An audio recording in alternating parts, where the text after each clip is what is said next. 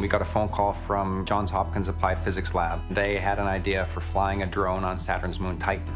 Penn State has been working in helicopters for 25 years, and they needed a group to come in and look at the aspects of the mission.